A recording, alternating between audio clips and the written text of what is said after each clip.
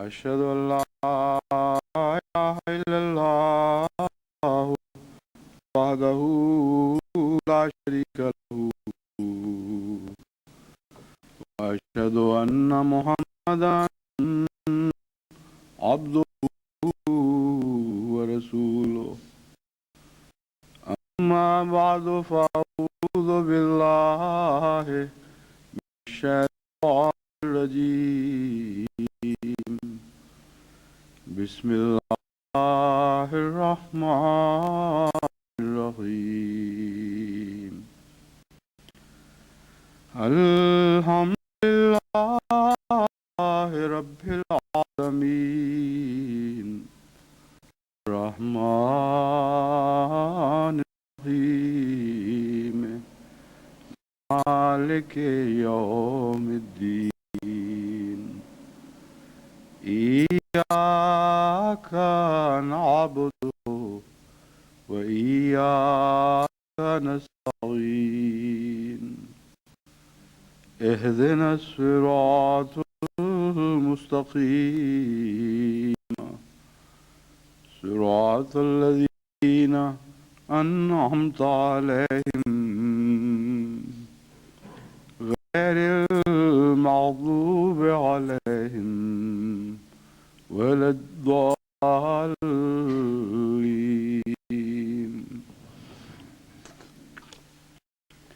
ابھی چند روز پہلے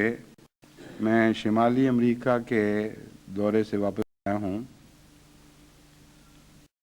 شمالی امریکہ اس لیے کہ شمالی امریکہ میں کینیڈا بھی شامل ہے، اور اگرچہ زیادہ تر سفر کا مقصد امریکہ یعنی یونائٹڈ اسٹیٹس آف امریکہ کا دورہ کرنا تھا، مگر اس موقع سے استفادہ کرتے ہوئے 2 مرتبہ کینیڈا بھی جانے کا موقع ملا، اور مشرقی کینیڈا اور مغربی کینیڈا کی بعض جماعتوں میں جا کر کئی قسم کی تقریبات میں شامل ہونے کی توفیق ملی. یہ سفر چونکہ بہت طویل تھا، بہت وسیع ملک ہے، تقریباً 1.5 مہینہ اس سفر میں گزرا، اور خدا تعالیٰ کے فضل سے تقریباً تمام جماعتوں میں، سب میں تو نہیں لیکن اکثر جماعتوں میں جانے کا موقع ملا، اور اکثر جماعتوں کے تقریباً اکثر احمدی احباب سے ملنے کا موقع ملا. ان میں مرد و زن بچے سب شامل کر کے ہزارہا کی تعداد بنتی ہے،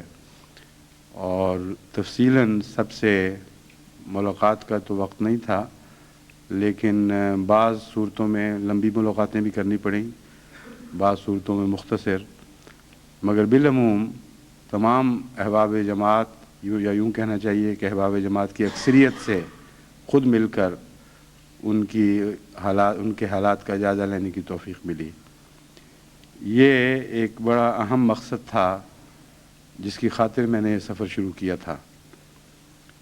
اور شروع میں ہی میں نے یہ ہدایت بھجوائی تھی کہ میرا بنیادی مقصد امریکہ جانے کا غیروں سے ملاقاتیں اور بڑے بڑے فنکشنز اور تقریبات میں خطابات کرنے نہیں، بلکہ جماعتی حالات کا جائزہ لینا ہے، اور یہ دیکھنا ہے کہ کس حد تک وہاں کی جماعت ان مختلف ہدایات سے استفادہ کر رہی ہے جو گزشتہ چند سالوں میں خصوصیت کے ساتھ جماعت کو دیتا رہا ہوں. اور اسی طرح بعض ایسے مسائل ہیں جن کا امریکہ سے بطور خاص تعلق تھا، ان مسائل کو سمجھنے کے لیے بھی ہر طبقہ جماعت سے تفصیلی ملاقات کی یا بعضوں سے ان میں سے تفصیلی ملاقات کی ضرورت تھی. اللہ تعالیٰ کے فضل سے یہ مقصد بہت عمدگی سے پورا ہوا، لیکن اس سے استفادہ کرتے ہوئے وہاں کی جماعتوں نے ہر جگہ دوسرے پروگرام بھی بنائے ہوئے تھے. اس میں کئی قسم کے پروگرام شامل تھے، پبلک ایڈریسز اور یعنی عام مجالس سے خطاب، اور پھر سوال و جواب کا موقع فراہم کرنا. ان میں پاکستانی احباب جو امریکہ میں بسے ہوئے ہیں ان کے لیے بھی مجالس منعقد کی گئیں، اور امریکن اور مغربی ممالک کے رہنے والے افراد کے لیے بھی الگ مجالس مقرر کی گئی. اور اسی طرح جس طرح انگلستان میں ہم مجالس سوال و جواب منعقد کرتے رہے ہیں، جماعتی طور پر بھی مجالس سوال و جواب منعقد کی گئیں. پھر پریس سے انٹرویو بھی کثرت کے ساتھ ہوئے، ریڈیو اور ٹیلی ویژن کے ساتھ انٹرویو بھی ہوئے.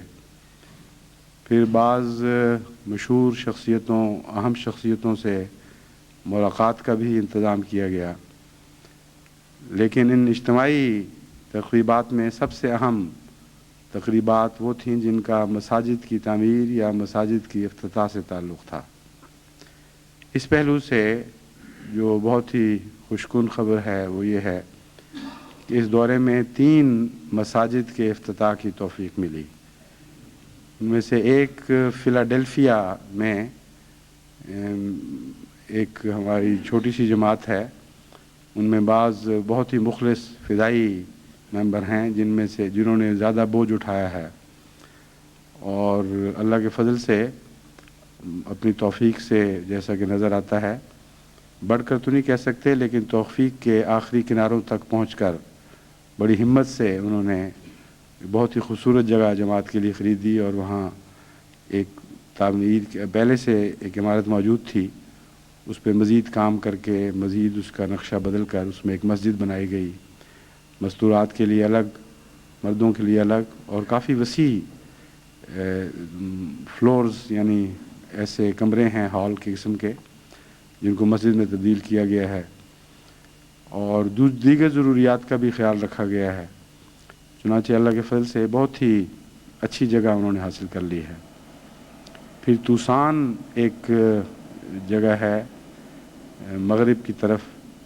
وہاں بھی جماعت چھوٹی ہونے کے باوجود بہت ہی خوبصورت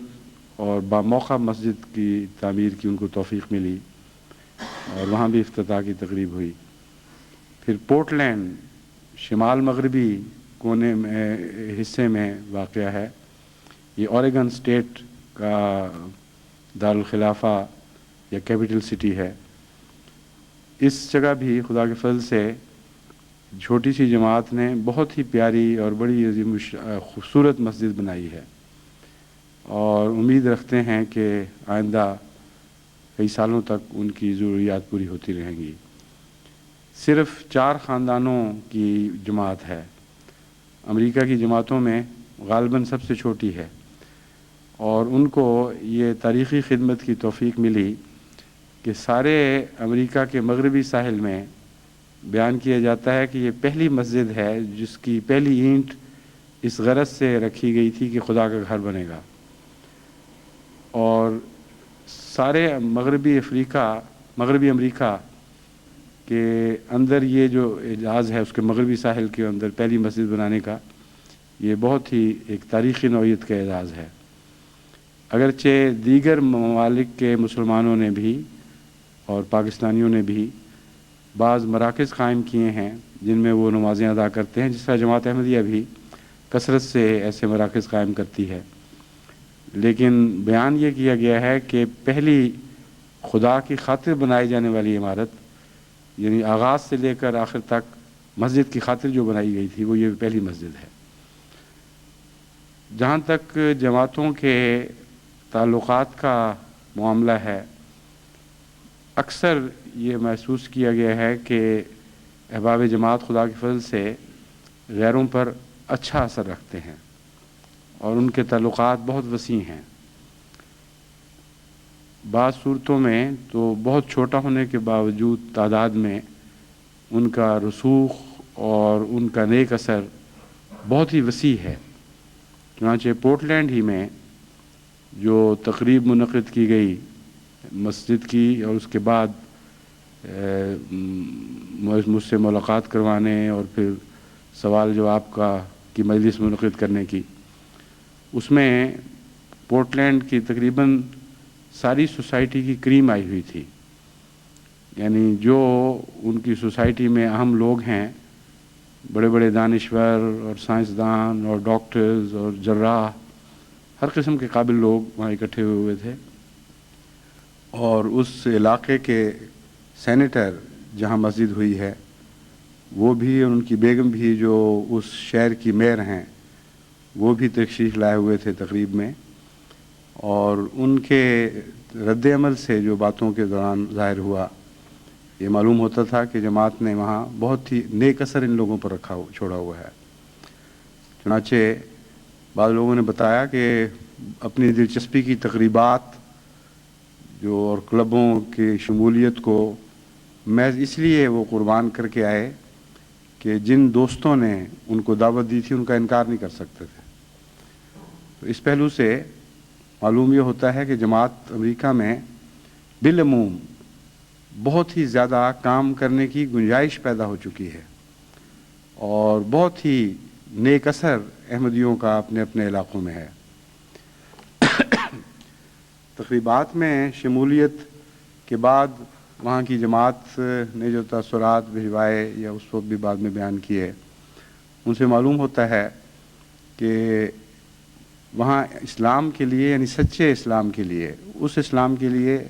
جسے جماعت احمدیہ دیکھتی ہے اور جس پر جماعت احمدیہ عاشق ہے، بہت ہی عظیم الشان گنجائش موجود ہے۔ اکثر امریکہ کے متعلق جو یہ تاثر ہے کہ لوگ اسلام سے نفرت کرتے ہیں، یہ درست ہے کہ لوگ اسلام سے نفرت کرتے ہیں، لیکن اس اسلام سے نفرت نہیں کرتے جو حضرت اقدس محمد مصطفیٰ صلی اللہ علیہ وآلہ وسلم کا اسلام تھا۔ اس اسلام سے نفرت نہیں کرتے جسے حضرت مسیح موعود علیہ السلام کی آنکھوں نے دیکھا اور جس سے ہم پیار کرتے ہیں، بلکہ ایک ایسے فرضی اسلام سے نفرت کرتے ہیں جس کا دو طرح سے انہوں نے مشاہدہ کیا ہے۔ اول وہ اسلام جو ان کے پروپیگنڈا میڈیا، ریڈیو، ٹیلی ویژن اور اخبارات ان کے سامنے پیش کرتے ہیں، اور وہ چونکہ ایک خاص نفرت کے زاویے سے تصویر پیش کی جاتی ہے جس میں سیاسی مسائل شامل ہو چکے ہیں، اور بہت حد تک عمداً مکروہ صورت میں اسلام کو پیش کیا جاتا ہے۔ اس لیے اس زاویے سے جب اسلام کو دیکھا جائے تو واقعی ایک نہایت ہی مکروہ تصویر ابھرتی ہے۔ اس لیے جو عوام الناس ہیں ان کا اس میں کوئی قصور نہیں۔ جب آپ ایک بدصورت نقشہ کھینچیں گے تو طبیعت طبعاً اس سے متنفر ہوگی اور دور بھاگے گی۔ دوسرا، جو بعض مسلمان ممالک کے جارحانہ اقدامات ہیں اور ان کے خاص ظالمانہ برتاؤ خود اپنے ممالک کے بسنے والوں سے ہیں، اس کا بہت برا اثر ہے، اور جب بھی مجالس لگتی ہیں ان میں یہ سوال ضرور اٹھتے ہیں۔ بہرحال یہ ایک الگ تفصیل ہے، ایک الگ لمبی رویداد ہے جس کی تفصیل میں اس وقت جانے کی گنجائش نہیں، مگر جہاں جہاں بھی مجالس لگیں وہاں ان مسائل پر سوال اٹھتے رہے، اور جماعت کی طرف سے جو صحیح اسلام کی تصویر ہے اسے پیش کرنے کی کوشش کی جاتی رہی۔ خود اسی جگہ یعنی پورٹلینڈ میں بھی یہ کام نہیں کر رہا تھا پہلے، اب آواز آنی شروع ہوئی ہے، ہاں تو بتا تو دیتے میرے کو، ہم خواہ وہ ایک حصہ۔ اچھا، خود پورٹلینڈ ہی میں جہاں کی بات ہو رہی تھی، وہاں سے ہمارے احمدی دوستوں نے بعض زبانی تاثر بھی بیان کیے، پھر ان کے تحریری خطوط بھی بھجوائے جو لوگ شامل ہوئے تھے۔ تو ان میں سے وہ صاحب، ان میں نے ایک صاحب جنہوں نے اسلام کی وائلنس کے اوپر سوال کیا تھا، وہاں کے چوٹی کے قابل سرجنز میں ان کا شمار ہے، اور دنیا میں شہرت رکھنے والے دوست ہیں۔ ان کو جب میں نے اس کا جواب دیا تفصیل سے، تو اس کے بعد ان کا یہ تاثر تھا، انہوں نے اپنے دوست کو بتایا کہ میں تو اپنی شام کی محفل اور کلب قربان کر کے صرف تمہاری خاطر آیا تھا، اور میں تیار ہو کے آیا تھا کہ 1-2 گھنٹے بہت ہی بور ہوں گا اور بڑی مشکل سے وقت گزرے گا، لیکن ایسی مجلس میں آ کر میں نے محسوس کیا کہ اگر یہ مجلس ہے تو میں اس کے لیے ہر جگہ جا کر اپنا وقت خرچ کرنے کے لیے شوق سے تیار ہوں گا، کیونکہ اسلام کے متعلق اور بعض دیگر امور میں ایسی معلومات حاصل ہوئیں کہ اس سے پہلے ہمارے تصور میں بھی نہیں تھا۔ پھر اسی طرح ایک اور دوست اسی جگہ، جو وہ بھی ایک بہت قابل ڈاکٹر ہیں اور عملاً دہریہ مذہب سے متنفر تھے، انہوں نے ایک سوال کیا اور سوال کے جواب کے بعد ان کا تاثر یہ تھا کہ دوسرے دن وہ خود اپنے دوست کے پاس پہنچے اور کہا کہ میں آج تک ساری زندگی مذہب سے متنفر رہا ہوں، کوئی کبھی دلچسپی نہیں لی، لیکن صرف ایک سوال کرنے کے نتیجے میں جب اسلامک نظریہ مجھے معلوم ہوا ہے تو مجھ میں اتنی دلچسپی پیدا ہو گئی ہے کہ اب میں لٹریچر مانگنے کے لیے آیا ہوں۔ مجھے مذہب کے متعلق ہر قسم کا لٹریچر، دو مذہب سے مراد اسلام تھی، اور میں اس کا مطالعہ کرنا چاہتا ہوں۔ اور اس کے علاوہ بھی کثرت سے وہاں سے مطالبے شروع ہو گئے۔ صرف یہ ایک نمونہ ہے جو ہر جگہ اسی طرح دہرایا گیا ہے اللہ کے فضل سے۔ تو میں نے یہ محسوس کیا کہ باوجود اس کے کہ عام تاثر یہی ہے کہ امریکہ میں اسلام کے خلاف شدید نفرت پائی جاتی ہے، یہ تاثر درست بھی ہے اور غلط بھی ہے۔ اسلام کے خلاف نفرت نہیں ہے، اس اسلام کے خلاف نفرت ہے جو بگڑی ہوئی صورت میں آج امریکہ کے سامنے پیش کیا جا رہا ہے۔ ایک اور پہلو سے ان سب مواقع پر ان کی سوسائٹی کے مطالعہ کرنے کا موقع ملا، کیونکہ میں تو اس نظر سے ان کو دیکھتا رہا کہ اسلام کے داخل کرنے کے لیے کون کون سے مواقع ہیں، کون کون سے نئے راستے کھل سکتے ہیں۔ جیسا کہ میں پہلے بیان کرتا رہا ہوں، میرا تاثر امریکہ کے متعلق یہی تھا اور وہ درست ہے کہ سب دنیا میں اس وقت گندگی پھیلانے کا سب سے بڑا مرکز امریکہ ہے، اور ہر بدی وہاں ایجاد ہوتی ہے، ہر دنیا کی برائی امریکہ سے پھوٹ رہی ہے۔ لیکن ایک اور پہلو سے مجھے اس سفر میں جب ان کے حالات کا مطالعے کا موقع ملا تو معلوم ہوا کہ یہ پوری صحیح تصویر نہیں ہے، اس کو زیادہ وضاحت کے ساتھ پیش کرنے کی ضرورت ہے۔ چنانچہ اس کی طرف مجھے ایک امریکہ کے کانگریس مین نے توجہ دلائی۔ جب وہ ملاقات کے لیے تشریف لائے تو ضمناً ان کو یہ اندازہ ہو گیا کہ میری امریکہ کے متعلق رائے اچھی نہیں ہے، تو انہوں نے کہا کہ آپ اس پہلو سے جب ملاقاتیں کریں گے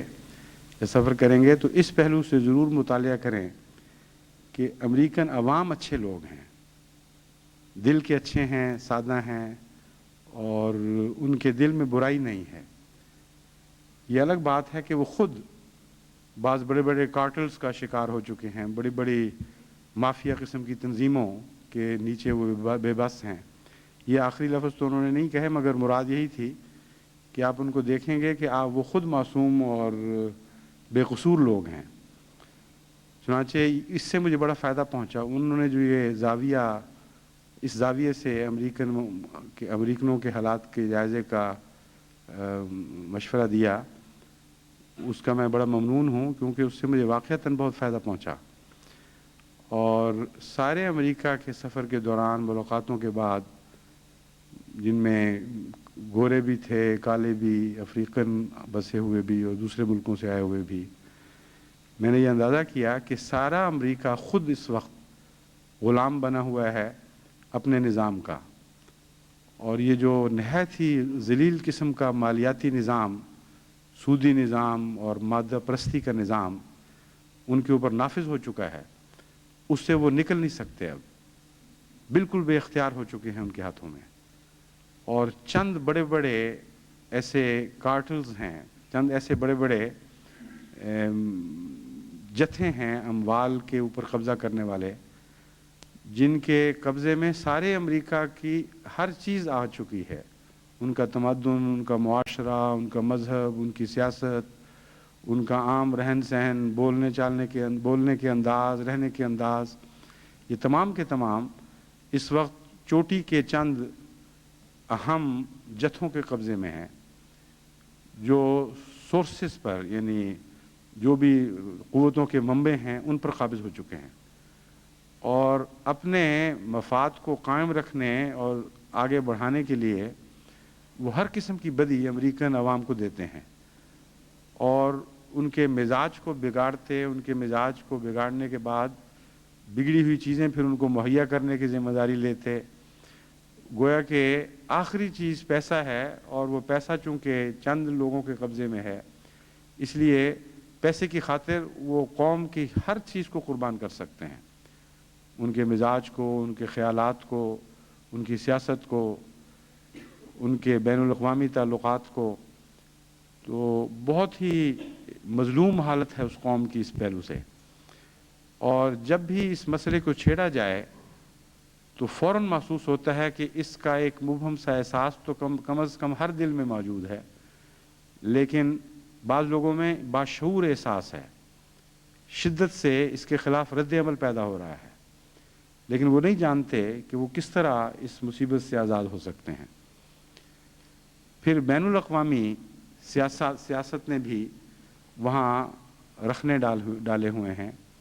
اور بعض خرابیوں کو بڑھا رہے ہیں. مثلا جن کو کالا امریکن کہا جاتا ہے، ہم ان کو ایفرو امریکن کہتے ہیں، کیونکہ ایفرو امریکن لفظ میں کوئی تذلیل نہیں، لیکن بدبختی سے کالا امریکن کے لفظ کے اندر ایک تذلیل کا پہلو داخل ہو چکا ہے. اس لیے میں ہمیشہ اس اصطلاح سے گریز کرتا رہا اور جماعت کو بھی یہی کہتا رہا کہ اس اصطلاح کو اس لیے گریز کریں کہ بلیک امریکن لفظ میں ایک تذلیل کا، جس طرح پہلے زمانوں میں نگر کے لفظ میں تذلیل کا پہلو پایا جاتا تھا، اس میں بھی داخل ہو چکا ہے، اور ہمیں ایفرو امریکن کہنا چاہیے. تو افریقن امریکنز میں بھی بین الاقوامی سازشیں کام کر رہی ہیں، اور جو سینکڑوں سال کی محرومی کا احساس ہے اس کو مشتعل کر کے خود ان کو اپنے مفاد کے خلاف غلط رستوں پر ڈالا جا رہا ہے، اور سیاہ اور سفید کی تفریق کو اس رنگ میں ابھارا جا رہا ہے کہ اس کے نتیجے میں سیاہ فام اپنے حقوق لینے کی بجائے پہلے سے بھی زیادہ بدتر حال تک پہنچ جائیں، اور عملاً اشتعال انگیزی کے لیے غیر قومیں اور غیر طاقتیں اپنے روپے کے بل بوتے پر ان کو استعمال کر رہی ہیں. پھر مذہب کے معاملے میں بھی ان کے ساتھ کھیلا جا رہا ہے. یہاں تک ظلم ہے کہ اسلام کے نام پر قتل و غارت کی تعلیم دینے والی تنظیموں نے ان میں سے ایک بڑے حصے پر قبضہ کیا ہوا ہے، اور مختلف ناموں سے اس وقت اسلامی فرقے وہاں کام کر رہے ہیں، اور ان میں ان سب کے پیچھے کسی بیرونی طاقت کا ہاتھ ہے، کسی تیل کی طاقت کا ہاتھ ہے جسے وہ اپنے طور پر استعمال کر رہی ہے، جس کو کہتے ہیں پیٹرو ڈالرز. وہ وہاں خرچ کر کے تو ان سب تنظیمات کے اخراجات کا وہ مہیا کیے جاتے ہیں، اور ان کو مساجد اور مراکز بنا کے دیے جاتے ہیں، اور پھر ان کی پالیسیز پہ نہ صرف کنٹرول ہوتا ہے بلکہ عملاً ان کو لیڈرشپ بھی باہر سے مہیا کی جاتی ہے، اور اس کے نتیجے میں بعض بڑی بڑی خطرناک رجحانات ان لوگوں میں اسلام کے نام پر داخل کیے جا رہے ہیں. ایک یہ بھی وجہ ہے جس کی وجہ سے اسلام مزید بدنام ہو رہا ہے. تو یہ مسائل اور اس کے علاوہ اور بھی بہت سے مسائل کو قریب سے دیکھنے اور سمجھنے کی توفیق ملی، اور میں نے محسوس کیا کہ وہ لوگ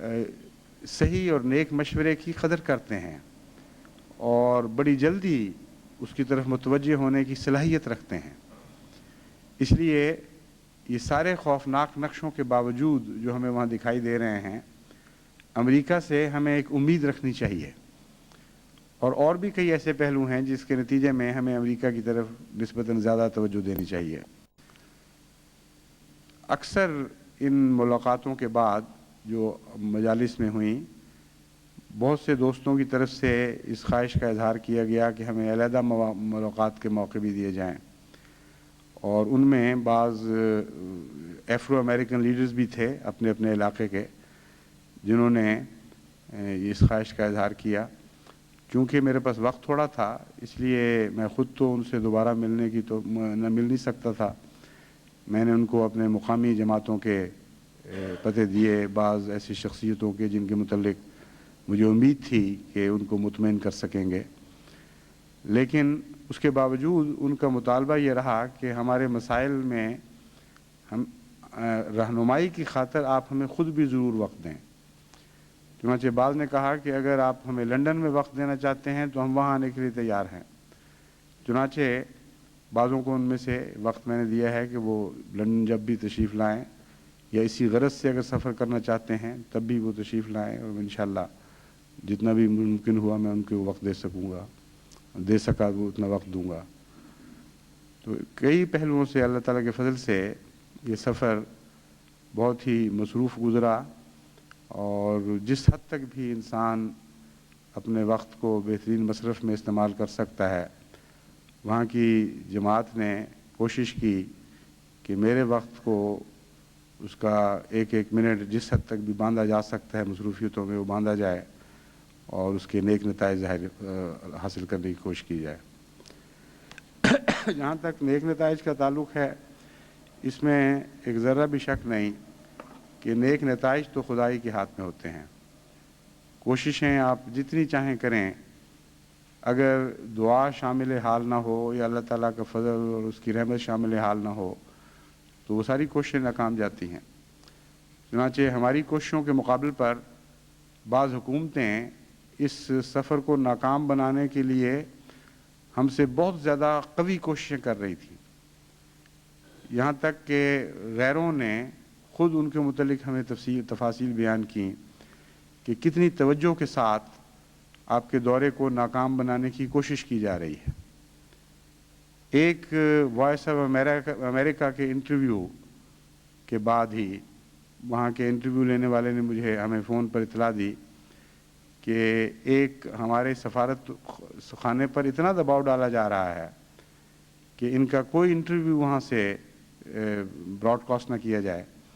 کہ اب تک ہمیں 6 ٹیلیکس موصول ہو چکی ہیں، اور اس دباؤ کے نتیجے میں اگرچہ میں تو بالکل دبنے والا انسان نہیں ہوں، مگر ہمارا شعبے کے بڑے سربراہ وہ ڈر گئے ہیں، اور انہوں نے مجھے کہا ہے کہ اس انٹرویو کو شائع نہ کرو۔ چنانچہ ہم نے ان سے پوچھا، میں نے خود تو بات نہیں کی، جو مجھے بتایا گیا، میں نے ان سے پوچھو کہ پھر انہوں نے کیا فیصلہ کیا ہے۔ انہوں نے کہا میرا فیصلہ تو یہی ہے کہ لازماً اس انٹرویو کو میں براڈ کاسٹ کروں گا، لیکن ان کو میں نے اپنے افسران سے کہا ہے کہ آپ ایک بورڈ بٹھا دیں، وہ اس کی اسکروٹنی کریں، اور اگر ان کو کوئی قابل اعتراض چیز نظر آئی تو بے شک اس چیزیں کو نکال دیں، لیکن یہ کوئی قابل قبول بات نہیں ہے کہ کوئی حکومت پسند نہیں کرتی کہ کسی کا انٹرویو ہو اور وہ انٹرویو اس لائق ہو کہ ہمارے عوام اس کو سنیں یا دنیا کے دوسرے عوام اس کو سنیں اور ہم اس کو بند کر دیں۔ یہ میری سمجھ سے بالا بات ہے۔ چنانچہ 3 یا 4 آدمیوں کا ایک بورڈ بیٹھا، اس نے تفصیل سے اس انٹرویو کو سنا اور اس کو کڑی نظر سے دیکھا، اور آخر پہ فیصلہ کیا ایک فقرے کے متعلق کہ اگر یہ نہ ہو تو کوئی حرج نہیں۔ تو جس نے انٹرویو لیا تھا اس نے کہا کہ میرے نزدیک تو اس میں بھی کوئی حرج نہیں۔ انہوں نے کہا ٹھیک ہے پھر اس کو بھی بیچ میں شامل کر دو۔ تو یہ حالت تھی، شدید مخالفانہ کوششیں کی جا رہی تھیں۔ ہر جگہ جہاں ہم پہنچتے تھے، تقریباً ہر جگہ اکثریت صورتوں میں ایک ایک گھر چٹھیاں پہنچائی گئیں کہ ان کی بات سننے کے لیے کوئی نہ آئے۔ مسلمانوں کو بھی اور غیر مسلموں کو بھی روکا گیا کہ کوئی ان کی بات نہ سنے، اور اس کے باوجود اللہ تعالیٰ کے فضل سے لوگ رکے نہیں اور چلے آئے، اور خدا کے فضل سے بہت ہی نیک اثرات ظاہر ہوئے اور بڑے اچھے خیالات کا اظہار کرتے رہے۔ بعض جگہ تو ایسی شکل تھی کہ ایک خاوند ہیں بڑے قابل پاکستانی اوریجن کے، یعنی خاوند میں اس لیے کہہ رہا ہوں کہ آگے بیوی کا ذکر اس طرح میں آنے والا ہے کہ ان کا تعارف خاوند کے طور پر ہی ہونا چاہیے۔ وہ اپنے بیوی بچوں کو احمدیوں سے ملنے سے روکا کرتے تھے اور کبھی بھی تقریبات میں آنے نہیں دیتے تھے۔ ان کے گھر میں کوئی عزیز بیمار ہو گیا تو چونکہ عورتوں میں زیادہ توجہ ہوتی ہے دعا کی طرف، بالعموم یہ دیکھا گیا ہے، خصوصاً بچوں کے معاملے میں جا کر پھر وہ ہر تعصب کو بالائے طاق رکھ کر جہاں سے بھی ان کو امید ہو کہ دعا کے نتیجے میں فائدہ ہو سکتا ہے وہ کوشش کرتی ہیں۔ تو ان کی بیوی اس خیال سے کہ شاید ان کی دعا سے ہمارے بچی کی مراد پوری ہو جائے، ٹھیک ہو جائے، وہ تشریف لے آئیں ہماری ایک مجلس سے سوال جواب میں۔ اس کے بعد اور ان کے ساتھ ان کی ایک بچی بھی تھی، اور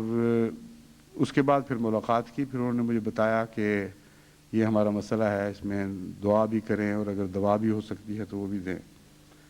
ان کے ساتھ جو بچی تھی اس کا ایک اپنی چھوٹی سی معصوم سی ایک تکلیف تھی، یعنی ایک خواہش تھی اور ایک تکلیف تھی، اس کا اس نے ذکر کیا۔ اس نے کہا کہ کافی عرصے سے مجھے پریشانی ہے تو میرے لیے بھی دعا کریں، اور اللہ تعالیٰ کی ایسی شان اس طرح ظاہر ہوئی۔ میں یہ بتانا چاہتا ہوں کہ نتیجے خدا ظاہر فرماتا ہے، کس طرح خدا نے ان کے اس خاندان کا دل بدلنے کے لیے انتظام کیے کہ دوسرے دن ہی اس بچی کی وہ خواہش جس کے پورے ہونے کے کوئی آثار نظر نہیں آ رہے تھے وہ پوری ہو گئی، اور جس رنگ میں ہوئی وہ حیرت انگیز تھا۔ چنانچہ جب اس کے والد کام سے واپس آئے تو اس وقت اس نے یہ راز کھول دیا ان کے سامنے کہ آپ تو منع کیا کرتے تھے اور یہ واقعہ ہوا ہے، ہم وہاں گئے ہیں اور یہ باتیں سنی اور پھر یہ دعا کروائی اور یہ دیکھ لیں کہ یہ خدا کے فضل سے پوری بھی ہو گئی۔ تو ان کے والد کا فون آیا، اس بچی کے والد کا، کہ اگلی مجلس میں بھی شامل ہونا چاہتا ہوں۔ چنانچہ نئی دوسری مجلس جو غیروں کے لیے تھی خصوصیت سے، یعنی غیروں سے مراد ہے غیر مسلموں کے لیے، بعض اس میں پاکستانی بھی تھے، ان کو بھی بلا لیا گیا، اور اللہ کے فضل سے نتیجہ نکلا کہ جب میں وہاں سے لاس اینجلس کی بات ہے سان فرانسسکو گیا تو انہوں نے اپنے بھائی کو جو وہاں رہتے تھے فون کر کے یہ تاکید کی کہ وہ مجھ سے ضرور ملیں اور اپنی فیملی کو لے کے آئیں۔ چنانچہ انہوں نے بھی وقت لیا اور ان سے بھی اچھی گفتگو ہوئی۔ تو ہر جگہ خدا تعالیٰ اپنے فضل سے دلوں پر تصرف فرما رہا تھا، اور بہت ہی نیک نتائج اس کے ظاہر ہوتے چلے گئے۔ کئی جگہ شروع میں ملنے والوں کا رویہ جارحانہ تھا، ان میں عیسائی بھی تھے اور دوسرے بھی۔ مثلا ایک پریس کے انٹرویو لینے والے دوست نے بڑے ہی جارحانہ انداز میں اسلام کے خلاف باتیں شروع کیں، اور مسائل کے متعلق اسلام کا عالمی تصور کیا ہے، کس طرح مسائل حل ہوں گے، کس طرح انسان کو پیس ملے گی، کس طرح دنیا میں امن قائم ہوگا، اس قسم کے سوالات تھے۔ اور مسلمان ممالک کے متعلق جو ان کے ذہن میں تصویر تھی اس کے پیش نظر ان کے سوالات میں کافی جارحیت تھی۔ تو ان کو میں نے پہلے ہی جواب دیا، میں نے کہا بڑا آسان طریق ہے، احمدی ہو جائیں آپ تو ساری دنیا میں امن آ جائے گا، اور عیسائی بھی یہودی بھی سب جھگڑے ختم۔ اور وہ پہلے تو ہنس پڑے، سمجھے کہ میں مذاق کر رہا ہوں۔ پھر انہوں نے دوبارہ پوچھا کہ تم سنجیدہ ہو اس جواب میں؟ میں نے کہا ہاں میں نہ صرف سنجیدہ ہوں بلکہ کامل یقین ہے مجھے۔ تو اس نے کہا کہ یہ تو لغو جواب ہے، بالکل بے معنی جواب ہے، یہ تو میں تو نہیں توقع رکھتا کہ اس قسم کا سوال کا جواب یہ ہو۔ میں نے کہا پھر اسی پہ گفتگو ہو جائے کہ بے معنی جواب ہے کہ نہیں، اور میں ساری تفصیل سے آپ کو سمجھاتا ہوں۔ چنانچہ جب ان کو سمجھایا تو جارحیت تو درکنار، ان کے اندر غیر معمولی دوستی پیدا ہو گئی، اور انہوں نے کہا اگر اجازت ہو تو اب جو اس کے بعد آپ کی تقریب ہو رہی ہے مجلس، اس میں بھی میں شامل ہو جاؤں۔ میں نے کہا ہاں ضرور، شوق سے تشریف لائیں۔ چنانچہ وہ اس میں شامل ہوئے، پھر دوبارہ اجازت لے کر قریب آ کے کرسی پہ بیٹھ گئے۔ پھر انہوں نے کہا میں آپ کو ایک بات بتانا چاہتا ہوں، اسلام سے جو مجھے نفرت ہوئی ہے اس کی وجہ یہ ہے کہ میں ایک دفعہ مسلمان ہو گیا تھا، اور مسلمان ہونے کے بعد جن لوگوں کے پلے پڑا، جس قسم کے مسلمانوں سے واسطہ پڑا، غیر ملکوں کا خصوصاً ذکر کیا انہوں نے، غیر ملکی نمائندوں سے، اس سے مجھے شدید جھٹکا پہنچا۔ اور پھر میں نے دعا کی کہ اے خدا، میں تو ہدایت کی خاطر اس طرف آیا تھا، یہاں تو اس قسم کے لوگ ہیں، اس قسم کے ان کے تصورات ہیں، میری فطرت کے خلاف ہے یہ اسلام، تو میری ہدایت فرما۔ کہتے ہیں اس دوران مجھے دھکا لگا بڑی زور سے، اور میں چاروں شانے چت جا گرا، اور اس سے میں نے یہ اندازہ لگایا کہ خدا نے مجھے کہا ہے کہ اس اسلام کو رد کر دو، اور یہ دھکا ملا ہے، اور میں نے اسی وقت پھر چھوڑ دیا۔ اور شروع میں جو میرے سوالات میں ایک جارحیت پائی جاتی تھی، اس کی وجہ یہ تھی کہ ایک پس منظر ہے میری دشمنی اور نفرت کا۔ لیکن آج جو میں نے انٹرویو کے دوران اور اب یہاں مجلس میں باتیں سنی ہیں، میں اب شک میں پڑ گیا ہوں کہ میرا فیصلہ درست تھا یا غلط تھا، اور اس کی تعبیر کیا تھی جو واقعہ میرے ساتھ گزرا۔ اور پھر انہوں نے اس کے ساتھ ایک اور نظارہ بتایا کہ یہ نظارہ بھی میں نے دیکھا، مجھے اس کی تعبیر چاہیے۔ تو جب میں نے ان کو سمجھایا تو ان کی بالکل کیفیت بدل گئی، اور اللہ تعالیٰ کے فضل سے دلچسپی اور بڑھ گئی، یہاں تک کہ انہوں نے کہا کہ آپ اب ٹیلی ویژن پہ انٹرویو کے لیے جا رہے ہیں تو مجھے اجازت ہے میں بھی ساتھ آ جاؤں۔ میں نے کہا ہاں، شوق سے آئیں۔ اور وہاں بھی وہ بیٹھے رہے، اور بڑے چہرے پہ محبت کے آثار ظاہر ہو رہے تھے۔ تو خدا تعالیٰ کے فضل سے جیسا کہ میں نے دیکھا ہے، جب اللہ تعالیٰ دل بدلنا چاہتا ہے تو بالکل اچانک بدل دیتا ہے، جیسے مشرق سے کسی کا سر پکڑ کے مغرب کی طرف کر دیں۔ رسول اکرم صلی اللہ علیہ وآلہ وسلم نے یہی نقشہ کھینچا ہے، فرمایا خدا کے دو انگلیوں کے درمیان اس طرح دل ہیں، یوں اس کو پلٹ دے تو رخ ادھر ہو جاتا ہے، یوں کر دے تو رخ ادھر ہو جاتا ہے، اور خدا ہی کے ہاتھ میں دل ہیں۔ اس لیے کوئی بھی دورہ، کوئی بھی کوشش کامیاب نہیں ہو سکتی جب تک دعاؤں پر انحصار نہ ہو، اور جب اللہ تعالیٰ فضل فرمائے تو معمولی کوششوں کے بھی اچھے نتیجے ظاہر ہوتے ہیں، اچھے پھل ظاہر ہوتے ہیں۔ وہاں بھی جیسا کہ میں نے بیان کیا ہے، بے ساختہ اچانک پھل ملتے رہے۔ واشنگٹن میں جو سب سے اہم جگہ ہے امریکہ کی طاقت کے سرچشموں کا مرکز ہے، وہاں جو مجلس ہوئی، وہاں غیر احمدی مسلمانوں کی طرف سے ایک باقاعدہ منظم سازش کے نتیجے میں شرارت کی کوشش کی گئی، اور بعض سوالات ایسے کیے گئے جس کے نتیجے میں ان کا خیال تھا کہ جو مسلمان آئے ہوئے ہیں، اور ان میں بڑی اہم شخصیتیں شامل تھیں، کیونکہ واشنگٹن چونکہ مرکز ہے، وہاں سارے عالم اسلام سے اہم لوگ آ کے بسے ہوئے ہیں، اور پاکستان کے نمائندے بھی وہیں ہیں زیادہ تر۔ تو وہاں بڑی منظم سازش کی گئی، اور بعض ایسے سوال اٹھائے گئے جن کے نتیجے میں وہ لوگ سمجھتے تھے کہ دوسرے مسلمانوں پر اگر کوئی نیک اثر پڑ رہا ہے تو وہ فوراً ٹل جائے گا۔ اس کا الٹ نتیجہ خدا نے پیدا کیا ان کے نقطہ نگاہ سے،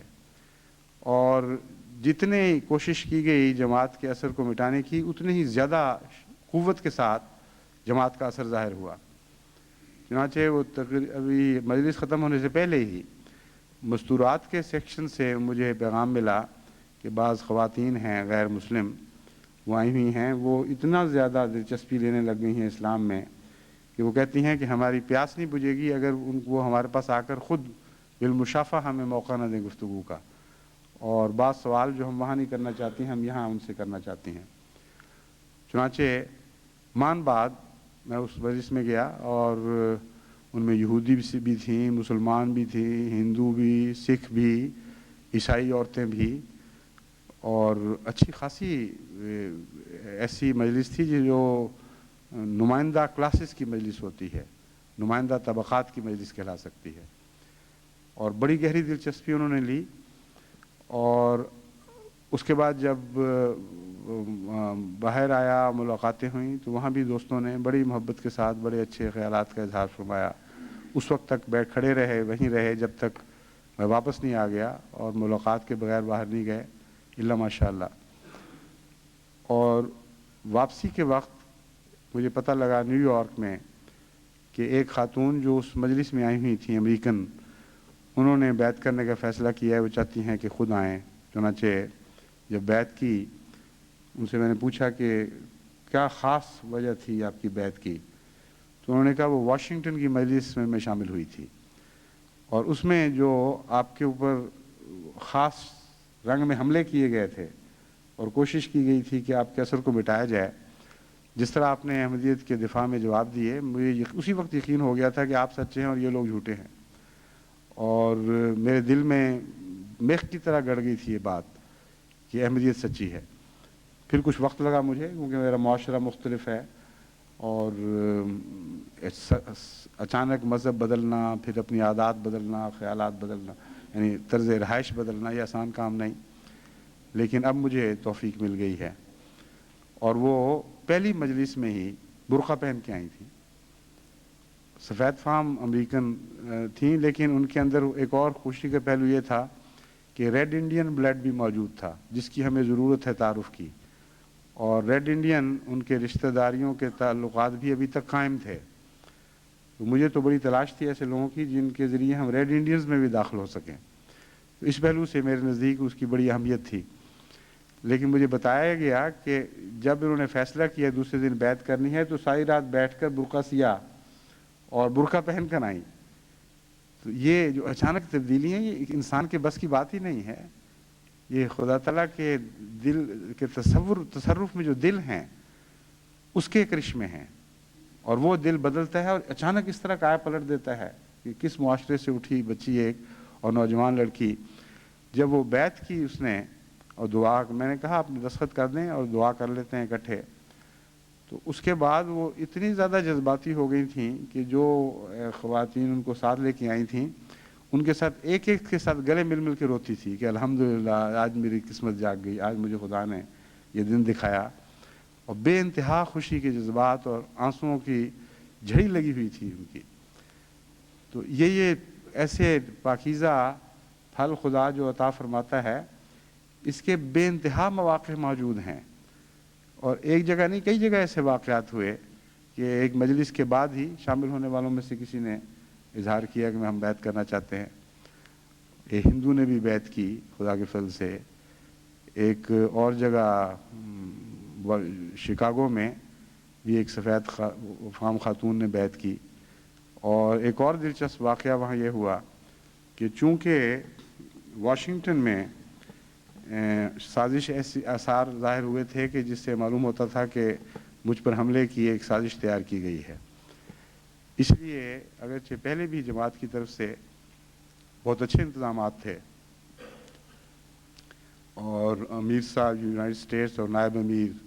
دونوں نے مل کے سیکورٹی کی طرف بڑی توجہ دی تھی، لیکن اس واقعہ کے بعد وہاں واشنگٹن شکاگو کی جماعت نے یہ فیصلہ کیا کہ باقاعدہ سیکورٹی کی جو ایجنسیز ہیں ان کو بھی حفاظت کے لیے کرائے پر لینا چاہیے، اور جو بھی خرچ ہو. لیکن بہرحال اس قسم کے ہم کوئی خطرہ مول نہیں لے سکتے کہ دوبارہ ایسی شرارت کے متعلق کوئی سوچ سکے. چنانچہ وہاں کی ایک تجربہ کار سیکورٹی کی ایجنسی، جس کے افسر پولیس کے ایک پرانے تجربہ کار افسر تھے، ان کو مقرر کیا ہوا تھا. اور چلنے سے 4 دن کا دورہ تھا شکاگو کا. چلنے سے ایک رات پہلے وہ پہنچے مسجد اور انہوں نے کہا کہ میں بیعت کرنی چاہتا ہوں. آپ مجھے سیکورٹی افسر کے طور پر دیکھ رہے تھے کہ گویا میں ہوں یا نہ ہوں، میں اپنے کام میں لگا ہوا ہوں، لیکن میں اس نظر سے دیکھ رہا تھا کہ یہ کیا باتیں ہیں اور واقعتاً اس طرح سچائی ہے کہ نہیں. اور 2 دن کے اندر اندر میرے دل کی حالت بدل گئی ہے، اور میں نے فیصلہ کر لیا ہے کہ جماعت احمدیہ جس اسلام کو پیش کر رہی ہے وہی سچا اسلام ہے، اور یہ اسلام ایسا نہیں جس سے میں باہر رہ سکوں، اس لیے مجھے شامل کیا جائے. اور پھر اسی رات وہ پھر ہمارے ساتھ نماز عشاء میں بھی شامل ہوئے، اور اللہ کے فضل سے بڑی جلدی پاک تبدیلیاں پیدا ہوتی ہوئی ہم نے لوگوں میں دیکھیں. اور بہت سے نیک اثرات ہیں جو انشاءاللہ لمبے عرصے تک ایک رحمت کے سائے کے طور پر جماعت امریکہ پر رہیں گے. اور میں امید رکھتا ہوں کہ جن لوگوں سے واسطے پڑے ہیں اور تعلقات وسیع ہوئے ہیں، ان لوگوں میں جماعت بھی اپنی دلچسپی کو جاری رکھے گی، اور ان میں بہت سے انشاءاللہ تعالی اچھے پھل ہیں جو تیار ہیں. وہ اللہ تعالیٰ کے فضل سے جماعت کی جھولی میں آنے والے ہیں، وہ اس سے باہر جا نہیں سکتے، کیونکہ ملاقاتوں کے دوران بھی اور عمومی سوال جواب کے رجحانات کو دیکھتے ہوئے میں نے یہ اندازہ لگایا کہ جیسا کہ میں پہلے بیان کر چکا ہوں، امریکن عوام کے دل میں سعادت ابھی تک زندہ ہے، مادہ پرستی کے باوجود اس کے کہ وہ ایک ایسے نظام کے غلام ہیں جس کے چنگل میں پھنسے ہوئے، جدھر وہ زنجیروں میں باندھ کر لے جا رہا ہے اس طرف چلے جا رہے ہیں، لیکن ان کے دل میں ایک کچھ سچائی کی محبت موجود ہے ابھی تک، اور آزادی کی محبت بھی موجود ہے، چاہتے بھی ہیں کہ اس قسم کی مصیبتوں سے ان کو نجات ملے،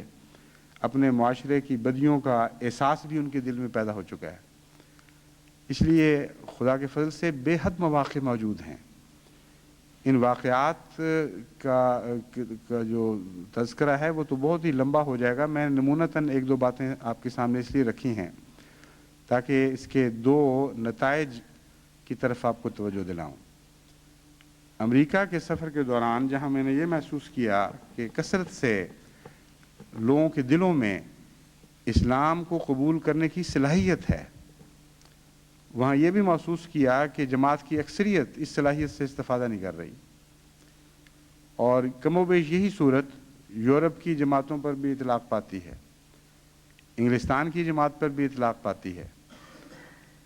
گنتی کے چند ایسے احباب ہیں جو ایک مشن کے طور پر دعوت اللہ کو اپنا شیوا اور اپنا وتیرہ بنا لیں، اپنی زندگی کا مقصد بنا لیں، عادت میں داخل کر لیں، اور جہاں جہاں ایسے دوست ہیں ان کے بہت ہی نیک نتیجے اللہ تعالیٰ ظاہر فرماتا ہے۔ چنانچہ جو مجالس اور کثرت کے ساتھ ایسی مجالس تھیں، یعنی ان کا تو شمار اس وقت میں کر ہی نہیں سکتا، ان کے دن صبح سے لے کے رات تک مختلف پروگرام ہی چل رہے تھے مسلسل، ان میں نے یہ اندازہ لگایا کہ صرف چند احمدیوں کی کوششوں کے نتیجے میں یہ اس کثرت سے لوگوں نے دلچسپی لی ہے۔ شکاگو میں مثلاً جس مجلس میں صرف غیر مسلم مہمانوں کو مدعو کیا گیا تھا، اس میں تقریباً 100 مرد اور 60 عورتیں تھیں، اور صرف چند گنتی کے احمدیوں کی کوششوں کے نتیجے میں وہ سب آئے تھے۔ 4 یا 5 سے زیادہ وہ لوگ نہیں ہیں جن کو دعوت اللہ کا چسکا ہے، اور بعض تو ایسے تھے کہ ان کے متعلق کہا جا سکتا ہے کم سے کم 1/3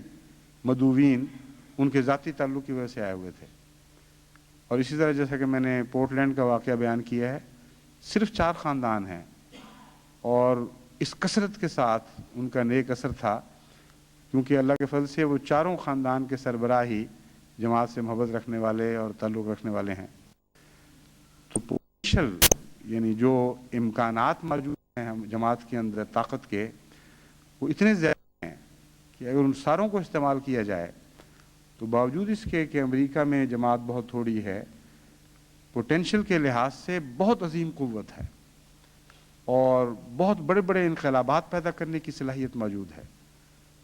اور جو لوگ داعی اللہ نہیں بنے ان کو میں متوجہ کرنا چاہتا ہوں کہ خدا تعالیٰ کی رحمت لوگوں کو اسلام کے قریب لا رہی ہے۔ آپ دیکھ رہے ہیں کہ لوگ اسلام سے متنفر ہو رہے ہیں،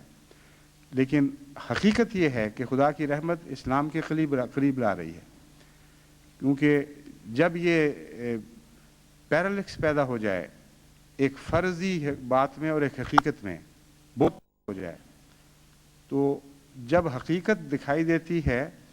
تو اس وقت انسان کو حقیقت سے عام حالات کی نسبت میں سے زیادہ دلچسپی پیدا ہو جاتی ہے۔ مراد میری یہ ہے کہ ایک فرضی تصویر ہوتی ہے اور ایک حقیقی تصویر۔ اگر فرضی تصویر بدصورت ہو جائے، اگر فرضی تصویر میں نہایت ہی مکروہ نقوش پیدا کیے گئے ہوں اور حقیقی تصویر خوبصورت ہو، تو جب بھی ایسا شخص جو فرضی تصویر کے نتیجے میں کسی تصور سے نفرت کر رہا ہے حقیقی تصویر کے نقش دیکھتا ہے تو عام حالات سے زیادہ اس میں دلچسپی لیتا ہے، عام حالات سے زیادہ رد عمل کے طور پر اس کے دل میں محبت پیدا ہوتی ہے۔ اور مذہب کی دنیا میں ہمیشہ یہی ہوتا رہا ہے۔ حضرت اقدس محمد مصطفیٰ صلی اللہ علیہ وآلہ وسلم کے زمانے میں بھی یہی کرشمے آپ کو دکھائی دیتے ہیں۔ آج ایک شخص شدید نفرت کا شکار ہے کیونکہ اس نے ایک فرضی تصویر حضور اکرم صلی اللہ علیہ وآلہ وسلم کی دیکھی جو اسے دکھائی گئی تھی، اور وہ قابل نفرت تصویر تھی۔ جب حقیقی حسن کو دیکھا تو عام حالات میں بھی وہ حسن شیفتہ بنانے والا حسن تھا، لیکن اس نے سفر کیا ہے اس حسن کی طرف اس فرضی تصویر سے، اور اس نے زیادہ فاصلہ طے کیا ہے آپ کی طرف آنے میں، اور زیادہ شدید محبت کے ساتھ اس نے حضور اکرم صلی اللہ علیہ وآلہ وسلم سے عشق کیا ہے، کیونکہ اس کے دل میں یہ تاثر بھی تھا کہ پہلے میں اس پیارے وجود سے نفرت کیا کرتا تھا۔ اس کا ایک نفسیاتی رد عمل تھا جس نے بہت زیادہ قوت کے ساتھ اس نے حضور اکرم صلی اللہ علیہ وآلہ وسلم کی طرف اس کو مائل کیا۔ یہی مضمون ہے جماعت احمدیہ کی شکل میں بھی ہمیں دکھائی دے رہا ہے آج۔ جتنا مولوی مکروہ تصویر جماعت احمدیہ کی کھینچ رہا ہے، اتنا ہی جب لوگ قریب سے آ کے دیکھتے ہیں تو رد عمل کے طور پر زیادہ جلدی جماعت احمدیہ کی محبت میں گرفتار ہوتے ہیں۔ اور امریکہ میں یا یورپ میں اسلام کی جو تصویر ہے اس کا بھی یہی حال ہے۔ ایک فرضی قابل نفرت تصویر کھینچی جا رہی ہے۔ اگر جماعت احمدیہ اپنے اعمال کی روح سے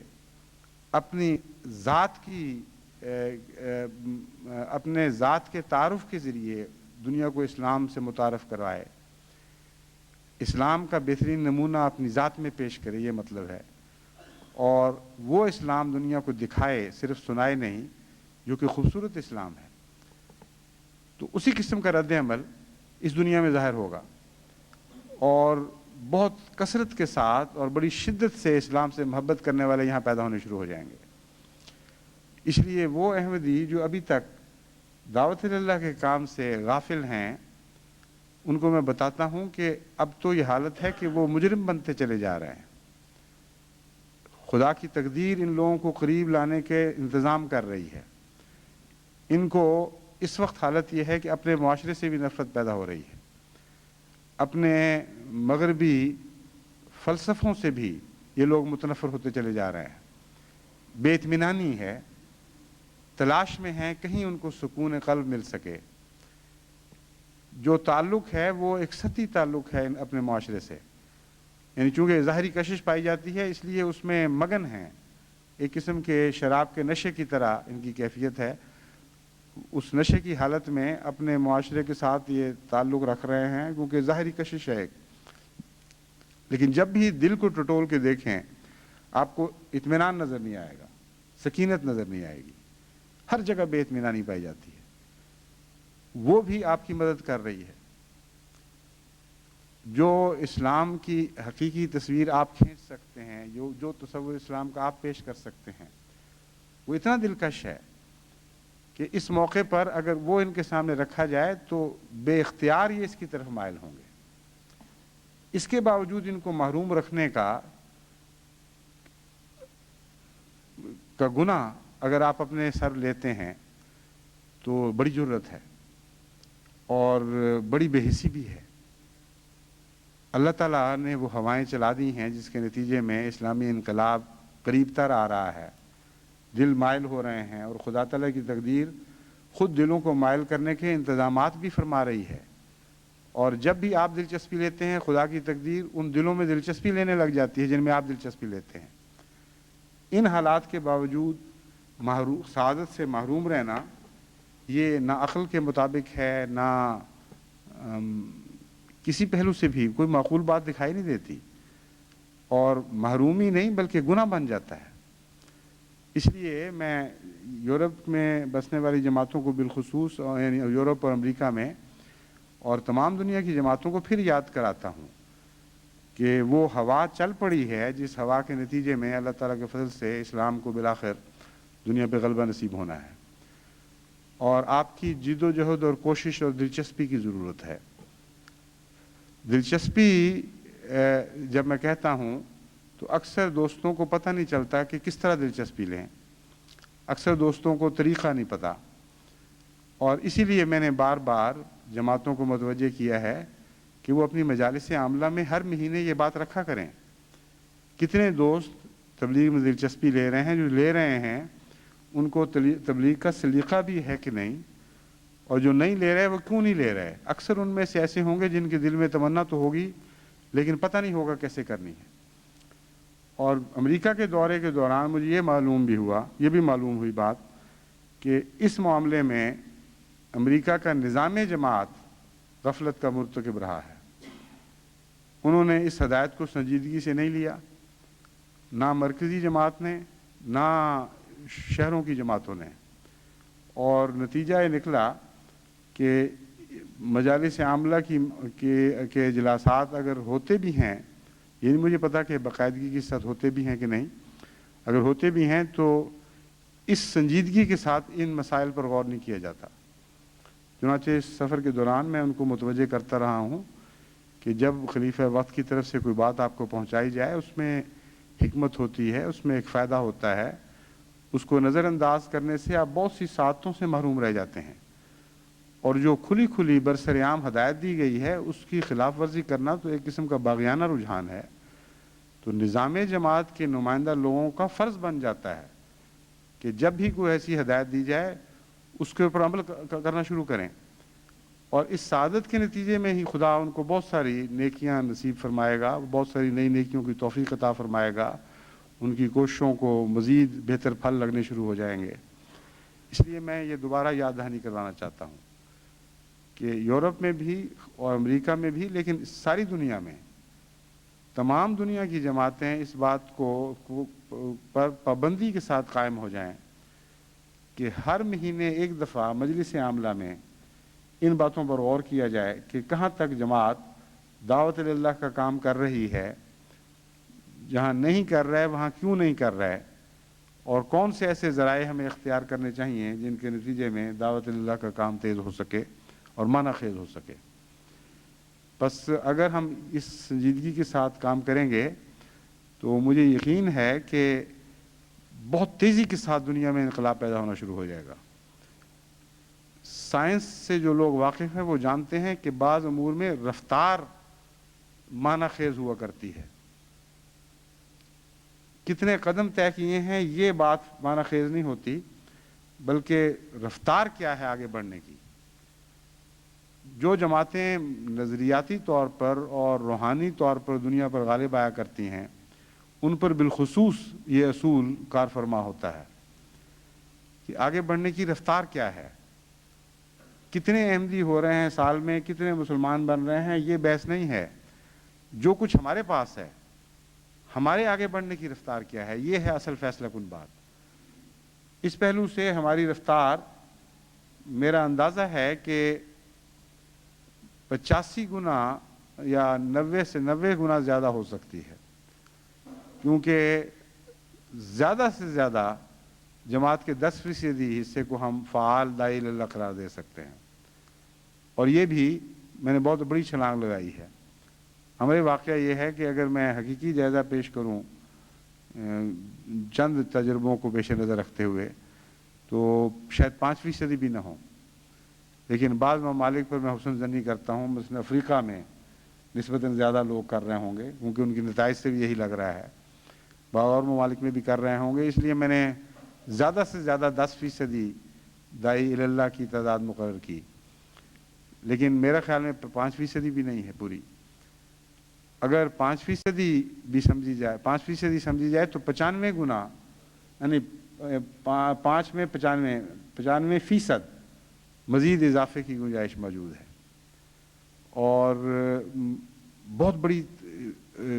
گنجائش ہے۔ اگر آپ کی رفتار 5 میل فی گھنٹہ کی بجائے 100 میل فی گھنٹہ ہو جائے تو اس سے آپ اندازہ کر سکتے ہیں کہ آپ کے فاصلے طے کرنے کی قوت میں کتنا بڑا اضافہ ہوتا ہے۔ اور اس کے ساتھ ہی اس رفتار کے نتیجے میں جو شامل ہونے والے ساتھ شامل ہو رہے ہیں وہ اس رفتار میں ایکسلریشن پیدا کر دیتے ہیں۔ یہ ہے وہ اصل سائنسی نقطہ جسے سمجھنا چاہیے۔ 5 آدمی سال میں 100 آدمی پر جو داخل ہو رہے ہوں، ان کے نتیجے میں ایکسلریشن پیدا نہیں ہوتی، یعنی رفتار اس طرح نہیں بڑھتی جس طرح زمین کی طرف گرنے والی چیز کی رفتار بڑھ رہی ہوتی ہے، بلکہ ایک قسم کی سٹیڈی، ایک معتدل سی رفتار کی شکل بن جاتی ہے۔ ایکسلریشن کے نتیجے میں تو ہر اگلی رفتار غیر معمولی طور پر اور بڑھنا شروع ہو جاتی ہے، ہر اگلے گھنٹے کی رفتار اور ہو جاتی ہے، ہر اگلے ہفتے دن اور ہفتے اور مہینے اور سال کی رفتار میں فرق پڑنا شروع ہو جاتا ہے. تو 5% ابھی اگر ہیں تو یہ کافی نہیں ہے ایکسلریشن پیدا کرنے کے لیے. اگر آپ 100% نہ بھی ہوں، میں یقین رکھتا ہوں کہ اگر 50% احمدی بھی حقیقی معنوں میں داعی اللہ بن جائے تو اتنی تیزی سے دنیا میں اسلام کا انقلاب آنا شروع ہو جائے کہ آپ بھی اس کا تصور نہیں کر سکتے. دنوں میں، ہفتوں میں، مہینوں میں کیفیتیں اس طرح تبدیل ہونے لگیں کہ آپ حیران ہو جائیں گے دیکھ کر کہ دنیا کو کیا ہو گیا ہے. بہت بڑی طاقت جماعت کو خدا عطا کر چکا ہے، اور یہ طاقت نہ انفرادی طور پر نہیں بلکہ جماعت کے اخلاص کے لحاظ سے ہے. چنانچہ میں نے امریکہ کے دورے میں یہ بھی محسوس کیا کہ باوجود اس کے کہ اکثریت داعی اللہ نہیں، لیکن اخلاص اور محبت کے لحاظ سے ہر ایک ان میں سے داعی اللہ بننے کا اہل بن چکا ہے. بہت فرق پڑا ہے پہلے کی نسبت. جب میں 1978 میں امریکہ گیا تھا، اس امریکہ میں اور آج کے امریکہ میں بہت بڑا فرق پڑ چکا ہے. اس وقت اکثر خاندان بے تعلق سے یا تعلق تھا بھی تو ہلکا ہلکا نرم رفتار، نرم گفتار سا تعلق تھا. لیکن اب تو کیفیت یہ ہے کہ دلوں میں جذبے اچھلتے ہوئے میں نے دیکھے ہیں. ہر خاندان میں اکثر ممبران، خاندان کے اکثر ممبروں کی جماعت سے محبت کی حالت میں بہت بڑا فرق پڑا ہوا ہے. اور خصوصیت سے مجھے خوشی اس بات کی ہوئی کہ احمدی خواتین میں خدمت دین کا جذبہ بہت بیدار ہو چکا ہے. غیر معمولی محبت اسلام کی اور اسلام کی خاطر قربانیاں پیش کرنے کی تمنا ان کے دل میں پیدا ہو چکی ہے. چنانچہ یہ نظارہ میں نے دیکھا ہے اکثر خاندانوں میں ملاقات کے بعد ان کے مائیں جب بچے پیش کرتی تھیں تو ان بچوں کے اوپر ان کی محنت ہوئی دکھائی دیتی تھی. معلوم ہوتا تھا کہ ایک لمبے عرصے سے گھر میں انہوں نے دینی ماحول بنایا ہوا ہے، بچوں کو خدا اور رسول کی باتیں بتاتی ہیں، فخر کے ساتھ ان سے وہ کلمے سنواتی تھیں، قرآن کریم کی آیات یاد کی ہوئی تھیں وہ سنواتی تھیں، دین کی محبت میں محبت کے اظہار والی نظمیں ان کو یاد کروائی ہوئی تھیں، اور بچوں کے دل میں بڑا نمایاں طور پر اسلام کا پیار دکھائی دے رہا تھا. تو یہ جو چیز ہے یہ خوشگون بھی بہت ہے کہ باوجود اس کے کہ ہم میں سے اکثر ابھی داعی اللہ نہیں بن سکے، لیکن داعی اللہ بننے کے لیے جو مرکزی طاقت چاہیے محبت اور اخلاص کی وہ موجود ہے. اس لیے کوئی فرضی بات نہیں ہے کہ 50% احمدی حقیقتاً داعی اللہ بن جائیں. میں یقین رکھتا ہوں کہ 50% احمدی داعی اللہ بننے کے اہل بن چکے ہیں اللہ کے فضل سے. سب سے زیادہ ضرورت دعوت اللہ کے لیے ایک جذبے کی ہے، دوسرے دعا کی ہے. علم اور دلیلیں اور باقی سب چیزیں بات کی باتیں ہیں. یہ دو باتیں آپ اپنے اندر پیدا کر لیں، جذبہ پیدا کر لیں اور دعا کرنی شروع کر دیں اپنے لیے کہ خدا آپ کو توفیق دے، تو باقی سارے مراحل آسانی سے طے ہو جائیں گے. تو امید رکھتا ہوں کہ جماعت اس طرف خصوصی سے توجہ دے گی. جہاں تک یورپ کی جماعتوں کا تعلق ہے ان کو بھی نسبتاً زیادہ تفصیل سے منصوبہ بندی کرنی چاہیے. اب بہت تھوڑا وقت اگلی صدی کے شروع ہونے میں رہ گیا ہے، اور وہ صدی اسلام کے مستقبل میں بہت ہی اہم کردار ادا کرنے والی ہے. اور آپ یعنی آج کی نسلیں بڑی خوش نصیب ہیں اس لحاظ سے کہ ایک نئے اسلام کے تاریخی دور میں داخل ہونے والی ہیں، ایک ایسے اہم تاریخی دور میں داخل ہونے والی ہیں 1 سال کے اندر 1.5 سال کے اندر جماعت کے نقطۂ نگاہ سے، اور جو دنیا کی صدی کے حساب ہیں اس لحاظ سے بھی اگلی صدی بہت دور نہیں رہی. تو آپ 1-2 سال کے لحاظ سے جماعت کے نقطۂ نگاہ سے یا چند سالوں میں دنیاوی نقطۂ نگاہ سے اگلی صدی میں داخل ہونے والے ہیں. خدا کرے کہ ہم میں سے بھاری اکثریت اگلی صدی میں بالکل نئی سج دھج کے ساتھ داخل ہو، ان کے ارادوں میں ایک عظمت پیدا ہو چکی ہو، ان کے حوصلے بلند ہو چکے ہوں، وہ سربلندی کے ساتھ اسلام کے نام کو اور اسلام کے کام کو آگے بڑھانے کے اہل بن چکے ہوں، اور یہ نیتیں لے کر داخل ہوں کہ ہم نے اگلی صدی نہیں ختم ہونے دینی، یہاں تک کہ اسلام دنیا میں غالب نہ آ جائے، اور یہ دعائیں کر کے داخل ہونے والے ہوں کہ ہماری نسلیں بھی اس پیغام کو لے کر نئی شان اور نئی ہمت اور نئے استقلال اور جذبوں کے ساتھ آگے بڑھے۔ اس لیے اس صدی کا قریب آنا بھی آپ کے دلوں میں ایک ہلچل مچا دینے والا موقع ہے۔ اس طرف سے، اس لحاظ سے بھی نگاہ کریں کہ آپ کس زمانے میں پیدا ہوئے ہیں جہاں 2 صدیاں ملائی جا رہی ہیں، جو مجمع البحرین ہے، جو ذوالقرنین کے لحاظ سے ایک خاص اہمیت کا زمانہ ہے۔ حضرت مسیح موعود علیہ الصلوۃ والسلام بھی رسول اکرم صلی اللہ علیہ وآلہ وسلم کی غلامی میں ذیلی طور پر ذوالقرنین ہیں، اور آپ ایک پرانے زمانے کو، یعنی جاہلیت کے زمانے کو، جب کہ دنیا کی اکثریت اسلام سے غافل تھی، ایک نئے زمانے سے ملانے والے ہیں جب کہ دنیا کی اکثریت اسلام کو قبول کرنے والی ہے۔ آپ کو اس کام کے لیے چنا گیا ہے، آپ کو اس سنگم پر پیدا کر دیا گیا ہے جہاں یہ 2 صدیاں ملنے والی ہیں۔ ایک وہ صدی جسے اگلی صدی کا انسان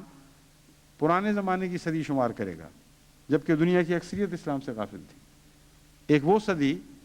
جس میں اللہ تعالیٰ آپ کو توفیق دے گا اور آپ کی نسلوں کو توفیق دے گا کہ اس صدی ختم ہونے سے پہلے اسلام غالب آ جائے۔ بس ان سب باتوں پر نگاہ رکھیں، اپنی خوش نصیبی پر ناز کریں اور اس خوش نصیبی سے فائدہ اٹھائیں۔ اگر ہمت نہیں ہے، خواہش ہے، تو دعا کریں تو ہمت بھی پیدا ہو جائے گی۔ بہرحال اب وقت ضائع کرنے کا نہیں ہے، ہم میں سے ہر ایک کو دعوت اللہ کے کام میں مصروف ہو جانا چاہیے۔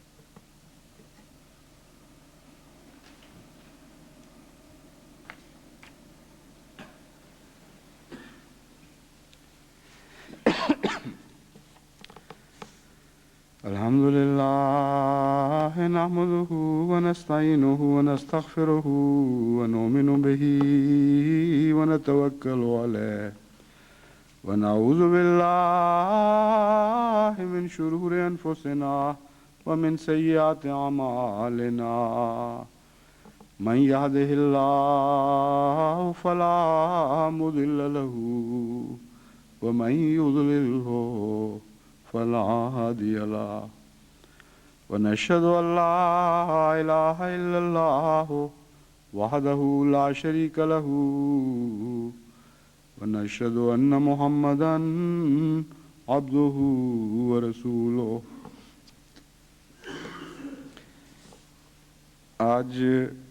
خطبے سے پہلے چند مرحومین کی فہرست آپ کو پڑھ کر سنائی گئی ہوگی جن کی نماز جنازہ غائب مجھے آج جمعہ اور عصر کی نماز کے مان بعد ادا کرنی ہے، یعنی آپ نے اور ہم نے مل کر۔ چونکہ میں سفر پہ رہا ہوں اس لیے بہت سی ڈاک ایسی تھی جو یہاں پڑی رہی، وقت پر نہیں مل سکی، وہ ایک لمبی فہرست بن گئی تھی، اس لیے میں نے کہا تھا کہ پہلے ہی آپ کو ان کے ناموں سے آگاہ کر دیا جائے۔ ان میں 3 نام ایسے ہیں جو ایک قسم کی شہادت کا رنگ رکھتے ہیں۔ شہادت ایک تو مذہبی شہادت ہے خالصتاً، وہ تو بالکل اور مضمون ہے، لیکن حضرت اقدس محمد مصطفیٰ صلی اللہ علیہ وآلہ وسلم نے اچانک حادثوں میں جاں بحق ہونے والوں کے لیے بھی لفظ شہید کا لفظ استعمال فرمایا ہے، اور بھی بعض لوگوں کے لیے ڈوب کر مرنے والے، وہ بھی حادثاتی ایک موت ہی ہے ایک قسم کی۔ تو اس لیے شہادت کی ایک تعریف کی روح سے 3 ایسے ہمارے مرحوم ہیں جن کو جو شہید کہلا سکتے ہیں اس دوسری تعریف کی روح سے۔ ان میں ایک مکرم مولوی احمد علی صاحب ہیں، اہل حدیث مسجد کے امام تھے، اور چند سال پہلے اللہ تعالیٰ کے فضل سے ان کو خدا تعالیٰ نے توفیق دی اور اپنی امامت کو چھوڑ کر بڑی جرأت اور بہادری سے احمدیت کو قبول کیا اور بڑی ثابت قدمی اور وفا سے قائم رہے۔ یہ بس کے ایک حادثے میں شہید ہو گئے، یعنی شہید ان معنوں میں، جن معنوں میں نے بتایا ہے کہ ایک دوسری تعریف شہادت کی ان پر چسپاں ہوتی ہے۔ اسی طرح ہمارے وقف جدید کے ایک اچھے مخلص کارکن اور ساتھی پرانے عزیز ضیاء الرحمن کا ایک بچہ تھا رفیق الرحمن، جو پیدائشی طور پر گونگا تھا لیکن بڑا ذہین اور منہ کے ہونٹوں کے اشاروں سے بھی اس نے باتیں کرنی سیکھ لی تھیں، اور قرآن کریم پڑھنا سیکھ لیا، اور بہت ساری باتیں اپنی ذہانت کی وجہ سے وہ سیکھتا رہا، حالانکہ پاکستان میں ایسے اچھے انتظامات نہیں ہیں کہ ان بچوں کو سنبھالا جا سکے۔ کیونکہ سن نہیں سکتا تھا، اس لیے وہ ریلوے کی پٹی سے گزر رہا تھا کہ اس کو پتہ نہیں لگا، پیچھے سے گاڑی نے آ کے ٹکر لگائی، وہ فوری طور پہ نہیں، لیکن 2-3 دن کے اندر ہی ہسپتال میں زخموں سے دم توڑ گیا۔ اسی طرح ایک بہت ہی دردناک خبر ملی ہے لاس اینجلس سے۔ ہمارے ایک مخلص احمدی ڈاکٹر خالد پرویز صاحب ہیں، ان کے ایک بچے کو 11-12 سال کی عمر تھی، اس کو کسی نے نہایت بہیمانہ طور پہ قتل کر دیا ہے، اور اس قسم کے جرائم امریکہ میں تو کثرت سے ہوتے رہتے ہیں، مگر ایک احمدی کا یہ پہلا واقعہ ہے کہ اس کو ایسے دردناک رنگ میں قتل کیا گیا ہو۔ اس بچے کے لیے بھی خصوصیت کے ساتھ نماز جنازہ میں دعا کریں، اور ڈاکٹر صاحب اور ان کے خاندان کے دوسرے لوگ، اس کی والدہ وغیرہ کے لیے بھی اللہ تعالیٰ ان کو صبر جمیل عطا فرمائے۔ اس بچے کا نام راحیل پرویز تھا، ان کے والد ڈاکٹر خالد پرویز اور ان کی والدہ نرگس پرویز کہلاتی تھیں۔ عباد اللہ رحمکم اللہ، ان اللہ یامر بالعدل والاحسان وایتاء ذی القربى وینہی عن الفحشاء والمنکر والبغی یعظکم لعلکم تذکرون، اذکروا اللہ یذکرکم وادعوہ یستجب لکم ولذکر اللہ اکبر۔